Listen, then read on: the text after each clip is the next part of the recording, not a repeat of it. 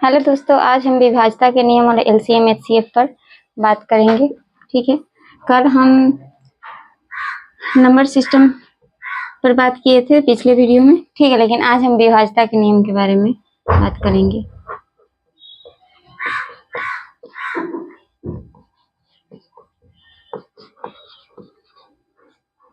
ठीक है, हम कैसे पता करेंगे कि कोई भी संख्या ये कितना से कटेगा, ये कैसे पता चलेगा?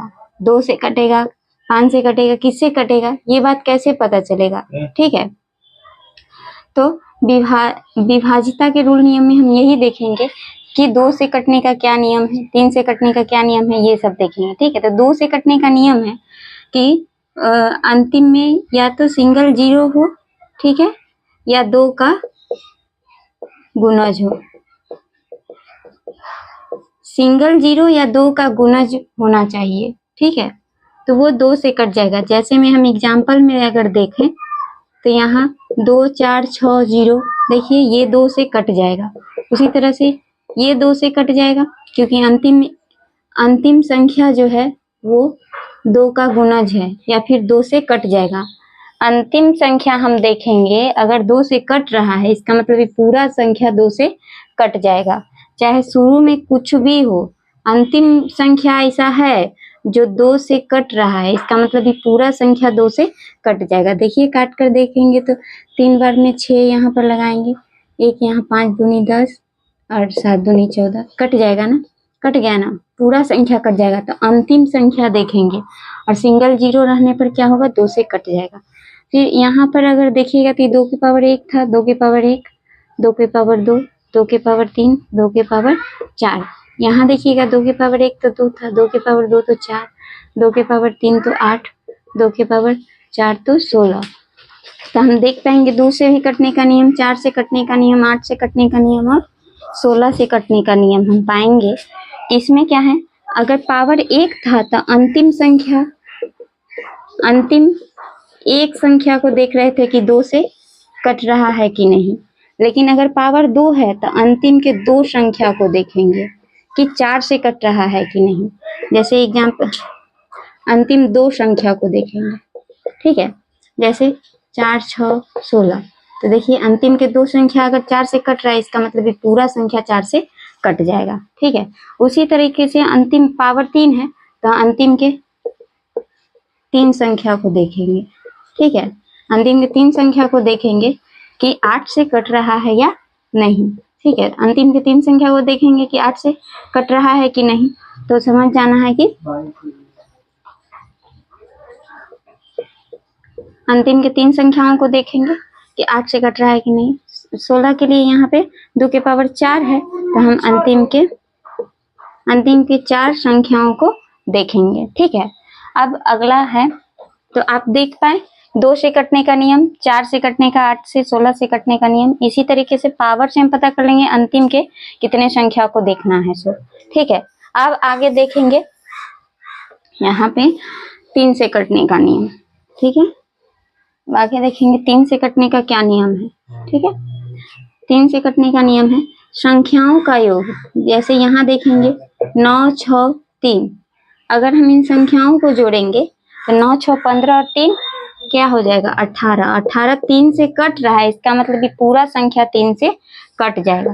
जैसे 7 8 9 2 लेंगे, ठीक है, 1 लेंगे। देखिए ये सब जोड़ के कितना आएगा, 7 1 8 1 9, 9 2 11 19, कितना हो जाएगा, 20। अगर हम यहाँ 2 ले लेते तो 21 आ जाता।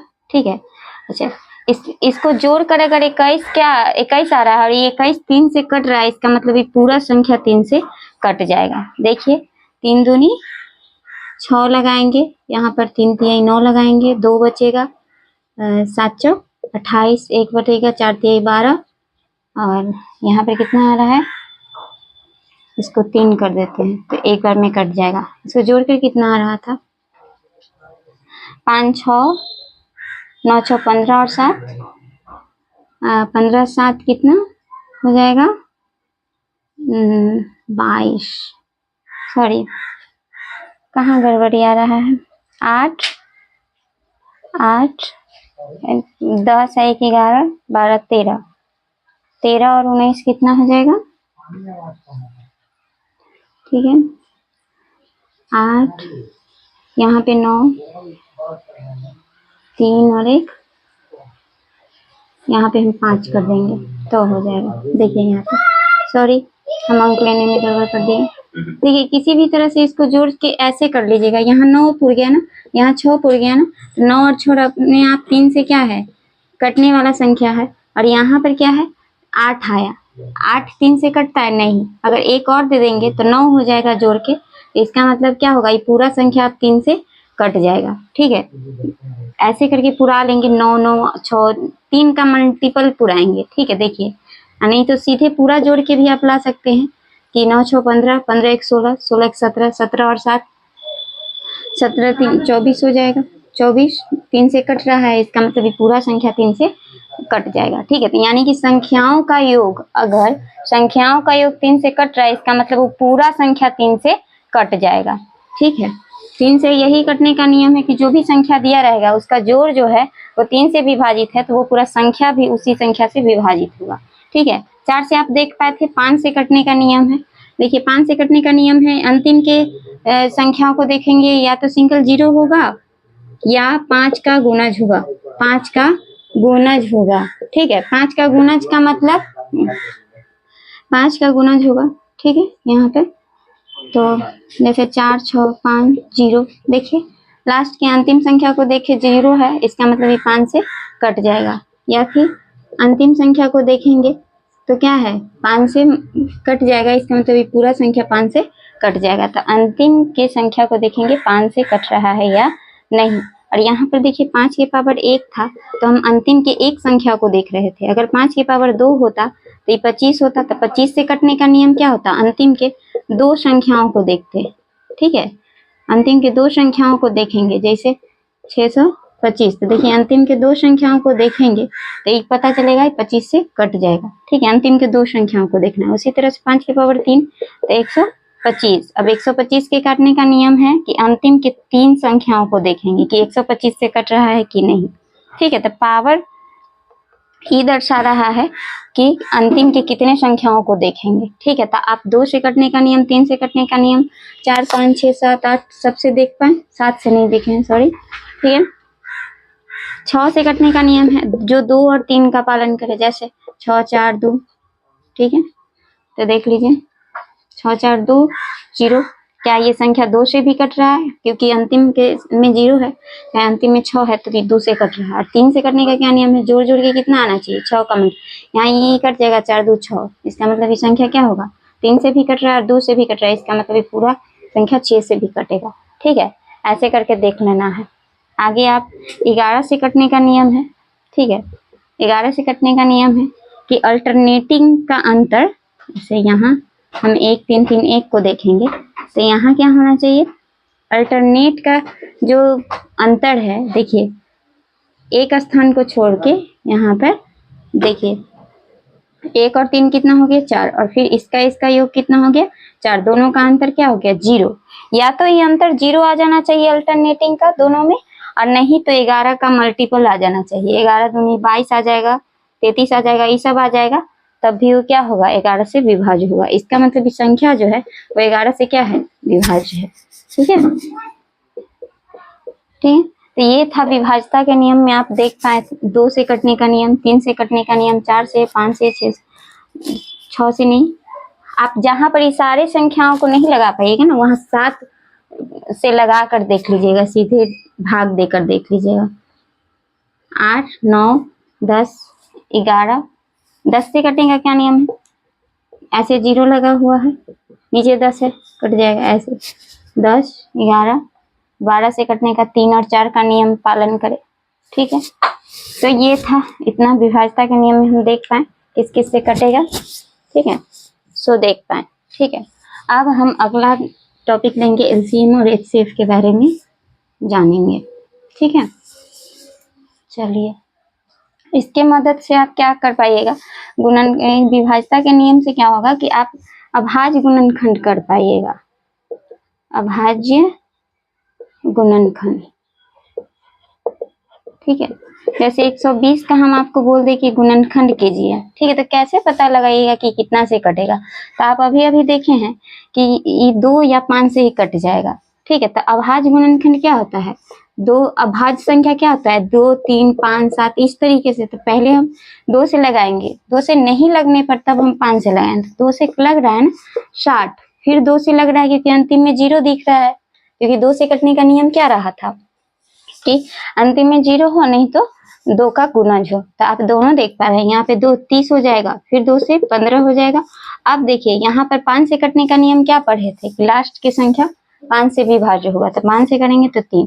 ये है क्या? अभाज्य गुणनखंड। तो यहाँ पे आप इसका मतलब विभाज्यता के नियम का उपयोग कर पाइएगा। अगर आप देख पाए होंगे कि 3 और 5 से कटने का क्या नियम है और भी 11 से कटने का क्या नियम है, और जो 3 से कटने का नियम है ना, जो 3 से कटने का, वही 9 से कटने का नियम है। मतलब हम इसमें जो देख रहे थे, जैसे यहाँ 9 और 81 यहाँ दिया हुआ है, तो जैसे इसको जोड़कर क्या आना चाहिए?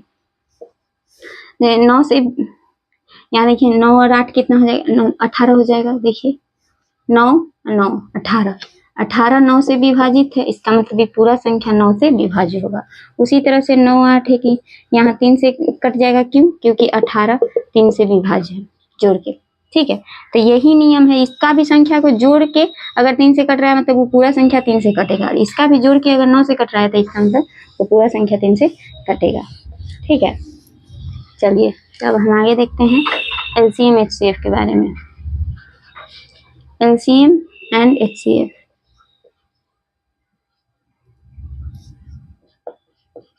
ठीक है। यहाँ इसका फुल नेम होता है लोएस्ट कॉमन मल्टीपल, ठीक है। इसको कहते हैं लघुत्तम समापवर्तक, ठीक है। शॉर्ट में कहेंगे लस, ठीक है। इसको कहेंगे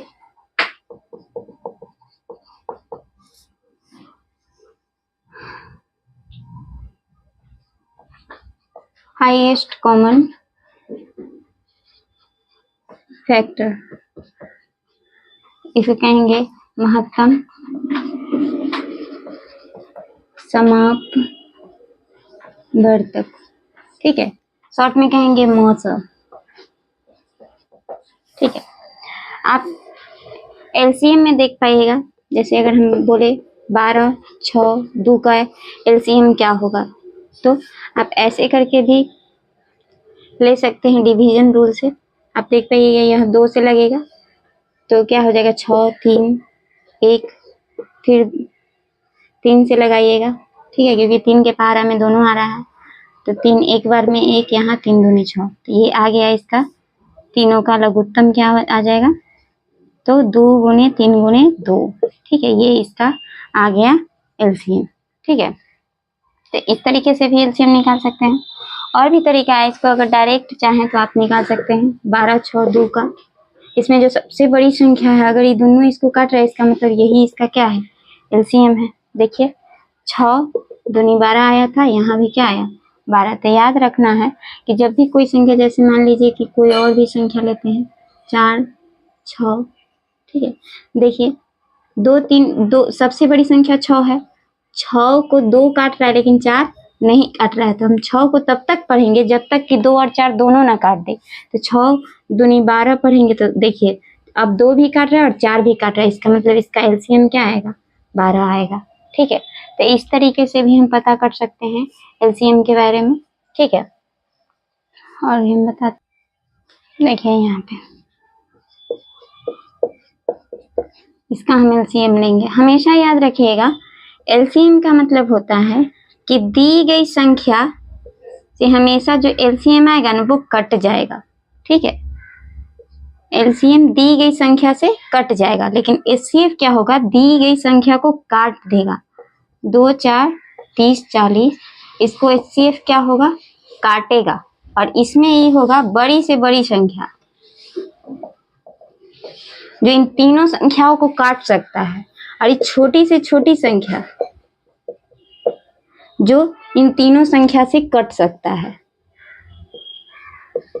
भले ही कहने के लिए छोटी है लेकिन अंक बड़ा रहेगा, और ये काटना है इसको, इसलिए क्या होगा, बड़ी से बड़ी संख्या होगा, दिखेगा छोटा।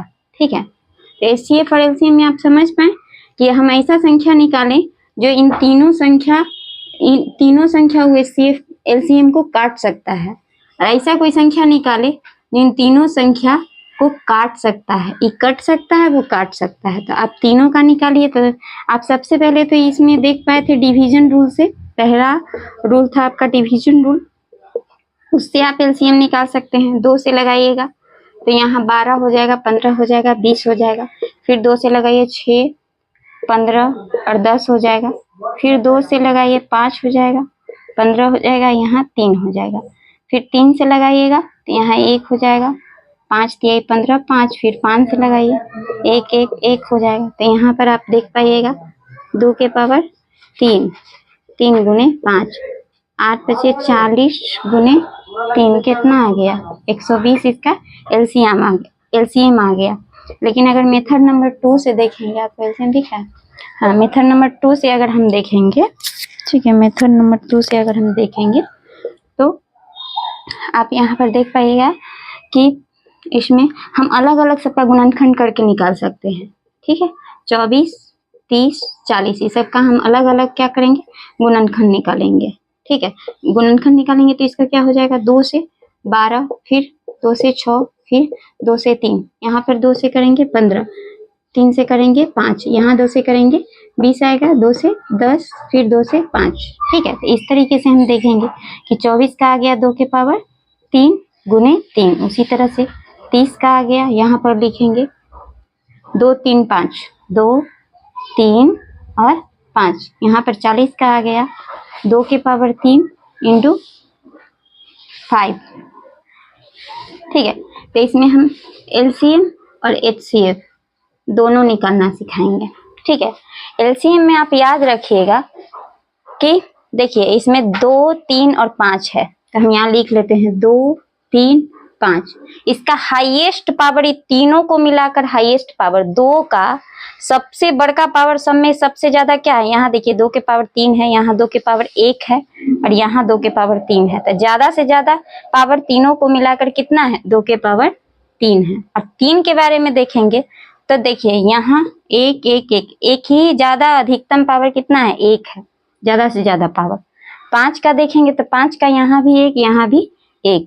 ठीक है, तो यहाँ 1 है, गुना कर देंगे 8 जाएगा, 8 बचे 40 तिहाई 120। लेकिन एचसीएफ का बात करेंगे तो एचसीएफ कहता है तीनों में कॉमन होना चाहिए, तीनों में एक ही चीज आना चाहिए, और तब उसका लोएस्ट पावर।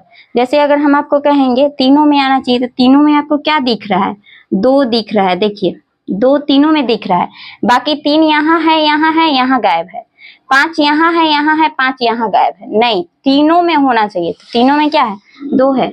और सबसे हाईएस्ट पावर नहीं देखेंगे, सबसे लो पावर वाला देखेंगे। तो सबसे लो पावर वाला यहाँ 3 है, 1 है, 3 है, तो 1 है ना, 1 सबसे लो पावर वाला। ठीक है, तो हमको विश्वास है इस तरीके का चीज आ जाएगा। जैसे मान लीजिए और भी दे देगा कि 2 के पावर 4, और इसको मिटा दे हम। ठीक है, जैसे दे देगा 2 के पावर 4, 3 के पावर 6 और 5 के पावर 9 7, ऐसे दे दिया। फिर इधर दे दिया 2 के पावर 2, 3 के पावर 3 और 5 के पावर 4 और 7 के पावर 2। ठीक है, आपको निकालना है एलसीएम और एचसीएफ। सर ये नहीं, ठीक है, आपको दे दिया एलसीएम और एचसीएफ निकालने के लिए। तो आपको देखना है 2 3 5 7 सब में है, 2 3 5 7, यहाँ लिख लेंगे 2 3 5 7। अभाज्य गुणनखंड जो भी देगा, अभाज्य गुणनखंड के रूप में, जो 2 3 5 7 के रूप में, वो उसको हम लिख लेंगे। ठीक है, तो देखिए दोनों में 2 है, यहाँ भी 2 है, लेकिन अधिकतम इसमें क्या करना है, एलसीएम में अधिकतम पावर वाला लेंगे। इसमें भी 2 है, इसमें भी 2 है, लेकिन अधिकतम पावर यहाँ 2 है, यहाँ 4 है, तो हम 4 वाला लेंगे। फिर यहाँ भी क्या है, यहाँ भी 3 है और यहाँ भी 3 है, लेकिन अधिकतम पावर कितना है, 6, तो 6 लेंगे। यहाँ भी 5 है, यहाँ भी 5 है, लेकिन अधिकतम पावर 9 है। यहाँ है चाहे नहीं है, इसमें 7 देखिए है, इसमें 7 नहीं है, तब भी हम 7 को लेंगे। ठीक है, इस तरीके से इसका एलसीएम ये आ जाएगा। लेकिन एचसीएफ का बात करेंगे तो एचसीएफ कहेगा जो दोनों में है, तो हम देख पाएंगे 2 इसमें भी है, 2 इसमें भी है, लेकिन जो उसका लोएस्ट पावर लेंगे। 2 इसमें भी है, 2 इसमें भी है, लेकिन जिसका कम पावर है वो लेंगे। तो यहाँ 4 है, यहाँ 2 है, तो 2 वाला लेंगे। फिर यहाँ 3 है, इसमें भी 3 इसमें भी है, तो हम लेंगे क्या, लोएस्ट पावर वाला। यहाँ 3 वाला लेंगे, 3 ले लिए। उसी तरह से 5 इसमें भी और 5 उसमें भी, लेकिन क्या करेंगे, लोएस्ट पावर वाला लेंगे। लोएस्ट पावर कितना है, 4। और 7 नहीं लेंगे क्योंकि 7 इसमें है और इसमें नहीं। ये कहता है कि दोनों में होना चाहिए, मतलब कॉमन होना चाहिए, वही चीज लेंगे लेकिन कम पावर वाला। और ये कहता है दोनों में हो या ना हो, हमको पावर क्या चाहिए, अधिक वाला चाहिए। दोनों में होगा उसका, नहीं होगा वो भी चाहिए। ठीक है, एलसीएम कहता है। तुमको विश्वास, आप इस तरीके को कभी कभी एक्स करके दे देगा, एक्स के पावर 4, वाई के पावर 2, जेड के पावर 4, इस तरीके से। यहाँ भी दे दिया एक्स, वाई और जेड, 1 2 4 ऐसे। तो एलसीएम कैसे निकालिएगा, एचसीएफ कैसे निकालिएगा, ऐसे करके। तो एलसीएम के लिए क्या कीजिएगा, यहाँ भी एक्स है, यहाँ भी एक्स है, लेकिन एलसीएम क्या करता है, अधिक पावर वाला था, अधिक पावर एक्स के पावर 4।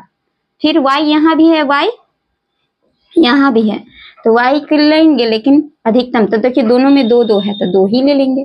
यहाँ जेड है, यहाँ 4 है, यहाँ 4 है, तो लीजिए जेड के पावर 4 ही लीजिए। मान लीजिए यहाँ 2 रहा होगा, तो कम पावर वाला नहीं बल्कि ज्यादा पावर वाला लेंगे, 4 लेंगे। ठीक है, लेकिन एचसीएफ में क्या हो जाएगा, दोनों में एक्स वाई जेड है, लीजिए एक्स वाई जेड तीनों में है, ले लिए, लेकिन कम पावर वाला लेंगे। एक्स यहाँ भी है, एक्स यहाँ भी है, लेकिन यहाँ 4 है, यहाँ 1 है, तो यहाँ 1 लेंगे। वाई के पावर यहाँ 2 है, यहाँ 2 है, ठीक है। अब इसका तो मजबूरी है, दोनों में है, जितना बराबर होगा तो उतना ही लिख देंगे। जेड का बात करेंगे तो यहाँ 4 है, यहाँ 2 है, तो 2 लेंगे, कम पावर वाला लेंगे। तो हमको विश्वास है आप इस तरीके के चीज अगर गुणनखंड करके दे देगा तो आप एचसीएफ और एलसीएम निकाल पाइएगा। ठीक है, लेकिन अगर कोई 2 अभाज्य संख्या का दिया हो, जैसे 2 और 3 का हम आपको बोल दिए, तो देखिए 2 और 3 क्या है, अभाज्य संख्या है। 3 और 5 कैसा संख्या है, अभाज्य संख्या है। इसका हम बोल दिए कि एचसीएफ ज्ञात कीजिए, तो 1 हो जाएगा, इसका भी एचसीएफ 1 हो जाएगा। लेकिन एलसीएम क्या होगा, एलसीएम इसी संख्या का गुणनफल हो जाएगा। जैसे 3 25 15 इसका क्या हो जाएगा, एलसीएम हो जाएगा, इसका 6 इसका एलसीएम हो जाएगा। तो एलसीएम में क्या करना है, गुना कर देना है, और एचसीएफ में क्या करना है, जब भी 2 अभाज्य संख्या हो और इसका एलसीएम और एचसीएफ ज्ञात करने के लिए बोले, तो एलसीएम के लिए गुना करके ले आएंगे और एचसीएफ के लिए 1 लिखेंगे। ठीक है, जब भी उसका 2। तो आप इतना समझ पाए होंगे। और भी हम आपको बताते हैं हिस्ट्री में और भी मेथड के बारे में। ठीक है, चलिए एलसीएम एचसीएफ दोनों देख पाए और भी देखिए, तो आप देख पाए कि वह छोटी से छोटी संख्या जिसको इन तीनों संख्या से विभाजित किया जा सकता है, तो उसको हम क्या कहते हैं, एलसीएम कहते हैं। और वह बड़ी से बड़ी संख्या जो तीनों संख्या को काट सकता है, तो एचसीएफ क्या करेगा, काटेगा। देखिए अब हम आपको इसमें और भी बता सकते हैं, और भी मेथड। जैसे तीसरा नंबर मेथड आप देख पाइएगा कि इन दोनों के बीच का अंतर लीजिए। अंतर कितने का है, 6 का। यहाँ कितने का अंतर है, 10। तो जो अंतर छोटा है उसको पकड़िए। यहाँ पे अंतर क्या है, छोटा है, तो इसको पकड़ेंगे और यहाँ से 2 और 3 लेंगे यहाँ पर एचसीएफ निकालने के लिए। और देखेंगे 2 और 3 में से कौन ऐसा संख्या है जो तीनों को विभाजित कर रहा है। क्या 3 सबको काट रहा है, नहीं, इसको नहीं काट पा रहा, लेकिन 2 सबको काट पा रहा है, 24 30 40 तो सबको। तो इसका मतलब एचसीएफ इसका क्या आएगा, 2। अभी तो 2 निकाले थे, देख पाए थे ना। और एलसीएम निकालने का इसका तरीका है कि आप एक तो ऐसा कर सकते हैं कि इन दोनों संख्या का पहले ऐसे ले लीजिए। यहाँ 24 क्या है, छोटा है और ये बड़ा है, तो हम इन दोनों को क्या करेंगे, ले लेते हैं। यहाँ पर एक बार में 24 लगाएंगे, 6 आएगा, फिर इस 24 को यहाँ लिख देंगे, 6 जगह 24 कट गया। अब इस 6 से हम क्या करेंगे, 40 में देंगे, 40। 6 से यहाँ पर कितना बार में देंगे, 6 1 36, 6 7 42, 6 1 36 बार में लगाएंगे। यहाँ पे 4 आएगा, यहाँ पे 6, फिर यहाँ एक बार में 4 आएगा, फिर यहाँ से घटाएंगे 2 आ जाएगा, फिर इस 4 को हम यहाँ लिखेंगे। ठीक है, 2 बार में पढ़ेंगे, 4 आ जाएगा, कट जाएगा। तो ये जो आया एचसीएफ आया। तो ये भी एक तरीका है, देखिए ये भी एक तरीका है जिससे आप निकाल सकते हैं एचसीएफ। ठीक है, इसका भी एचसीएफ। हम एलसीएम निकालने का तो तरीका बताए ही हैं कैसे निकालेंगे। सो अभी तो हम इतना चर्चा किए थे गुणनखंड विधि से और ये। ठीक है, चलिए तो एलसीएम के बारे में आप देखना, ठीक है। और भी हम बात करते हैं इस पर कि अगर भिन्न में दिया हो तो आप एलसीएम कैसे निकालिएगा, भिन्न में दिया हो तो, ठीक है। जैसे 4/3, 6/2, 9/5 ऐसे करके दिया हो और बोल रहा है कि एलसीएम निकालिए, तो याद रखिएगा जो एलसीएम बोलेंगे तो ऊपर भी क्या निकालेंगे, एलसीएम, लेकिन किसका, अंश का, ठीक है, ऊपर वाला का। ये सब अंश है ना, अंश हर है ना, अंश का, ठीक है। लेकिन एलसीएम निकाल और नीचे हमेशा क्या, एचसीएफ हर का, ठीक है। तो किसका एलसीएम निकाला जाएगा, 4, 6, 9 का एलसीएम हो जाएगा, ठीक है। और एचसीएफ किसका होगा, तो नीचे वाला का 3, 2, 5 का, 3, 2 और 5। ये तो ऐसे ही अभाज्य संख्या दिख रहा है तो 1 होगा इसका एचसीएफ, ठीक है। और इसका एलसीएम क्या होगा, इसका एलसीएम क्या होगा, कैसे पता करेंगे इसका एलसीएम, है ना। तो देखिए सबसे बड़ी संख्या ये है, इसको तब तक पढ़िए जब तक कि दोनों संख्या इसको काट ना दे, ठीक है। और देखिए 9 कोई काट रहा है, नहीं काट रहा है, इसलिए 9 दूनी 18 करेंगे तो 4 से नहीं कट रहा है। 27 करेंगे तो फिर 4 से नहीं कट रहा है। 36 करेंगे तो 6 भी काट रहा है, 9 भी काट रहा है, इसका मतलब इसका लघुत्तम कितना आएगा, 36 आएगा। और एचसीएफ क्या आएगा, 1 आएगा, क्योंकि तीनों संख्या कैसा है, ये अभाज्य संख्या, और अभाज्य संख्या का जो है एचसीएफ 1 आता है, ठीक है। उसी तरह से आपको हम एलसीएम निकालने के लिए कहेंगे, इसी भिन्न का आपको एचसीएफ निकालने के लिए कहेंगे। तो यहाँ एचसीएफ है ना, यहाँ भी एचसीएफ निकालना है, किसका, अंश का, अब बटा में एलसीएम हर का, ठीक है। तो देखिए यहाँ 4, 6, 9 को क्या निकालना है, एचसीएफ निकालना है। अब बटा यहाँ 3, 2, 5 का एलसीएम। हम क्या बताए थे कि जब भी कोई अभाज्य संख्या होगा तो उसी का गुणनफल उसका क्या होगा, एलसीएम होगा। तो इसका एचसीएफ कैसे निकालिएगा, 4, 6, 9 का एचसीएफ कैसे निकालेगा, तो दोनों के बीच का अंतर देखिए यहाँ पर कितना का है, यहाँ 2 का अंतर है, यहाँ 6, 3 का अंतर है। हम 2 को देखेंगे, यहाँ 1 और 2 गुना करके आ जाएगा। इन दोनों में देखेंगे छोटी वाली संख्या को, चाहे 2 को देखेंगे क्या सबको काट रहा है, नहीं, लेकिन 1 सबको काट रहा है, इसका मतलब इसका एचसीएफ कितना आएगा, 1 आएगा, ठीक है। एचसीएफ 1 आएगा और एलसीएम की गुना आएगा 10 तिया 30, ठीक है। तो ये आ गया, तो ये भिन्न वाला आप देख पाए, ठीक है। और भी आप देख पाइएगा कि 2 संख्याओं का अगर आपको हम एलसीएम और एचसीएफ ज्ञात करने के लिए बोल दिए, ठीक है, जैसे हम बोल दिए 120 और 240 का एलसीएम और एचसीएफ ज्ञात करने हम बोल दिए, तो आप क्या कीजिएगा, इसका गुणनखंड लीजिएगा, चाहे 125 बोल दिए, ठीक है। एलसीएम और एचसीएफ ज्ञात करने के लिए बोल दिए, तो इसका एलसीएम कैसे निकालिएगा, गुणनखंड कर लीजिए, 2 से 60 आ जाएगा, नहीं तो सीधे यहाँ से कीजिए ना, यहाँ से ऐसे अगर आपको गुणनखंड करने आता है तो 4 तिया 12, 30 हो गया, ठीक है। यहाँ पर इसको फिर तोड़ लीजिए, इसको क्या लिख सकते हैं, 15 दूनी 30, और इसको 15 को क्या लिख सकते हैं, 3 5 15। तो देखिए यहीं पर ये टूट गया और इसको 2 के पावर 2 और यहाँ एगो 2 है, तो 2 के पावर 3 और यहाँ पर 3 और 5, ऐसे करके भी आप तोड़ सकते हैं, ठीक है। यहाँ 125 के बारे में सबको पता है, 5 के पावर 3 होता है, तो इसका आ गया 5 के पावर 3। अब हमको बोल रहा है एलसीएम ज्ञात करने के लिए और एचसीएफ ज्ञात करने के लिए। एलसीएम में आप क्या सीखे थे कि जो दोनों में उपस्थित होती है, यहाँ भी 5 है और यहाँ भी 5 है, तो हम यहाँ 5 लिख लिए और हाईएस्ट पावर वाला एलसीएम में लिखेंगे, एलसीएम में हाईएस्ट पावर वाला, तो यहाँ भी 5 है, यहाँ पावर में 1 है, यहाँ 3 है, तो हम 3 वाला लेंगे। यहाँ पर देखेंगे तो जो है वो भी लेंगे, है नहीं है वो भी लेंगे, तो यहाँ 5 है, यहाँ 5 है, तो हम 5 लिए, लेकिन 3 और 2 उसमें नहीं है, फिर भी हम यहाँ 3 और 2 लेंगे और हाईएस्ट पावर लेंगे। अब उसमें है ही नहीं तो सीधे सीधे ले लीजिए, 2 के पावर 3 और यहाँ पर 1, ठीक है। लेकिन एचसीएफ का बात करेंगे तो दोनों में जो रहेगा उसी को लेंगे और लोएस्ट पावर वाला लेंगे। ये दोनों में 5 था, ठीक है, लेकिन लोएस्ट पावर कितना है, 1 है, ठीक है। तो आप देखिए इसका क्या आया, 125, हाँ यहाँ पर 125 गुने कितना आ जाएगा,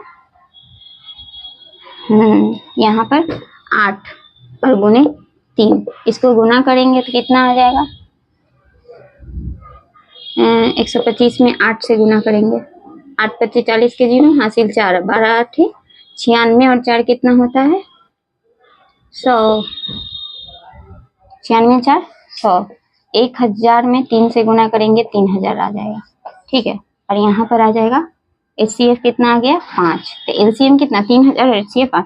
तो आप देख पाइएगा पहली संख्या गुने दूसरी संख्या बराबर आ जाएगा LCM गुने HCF।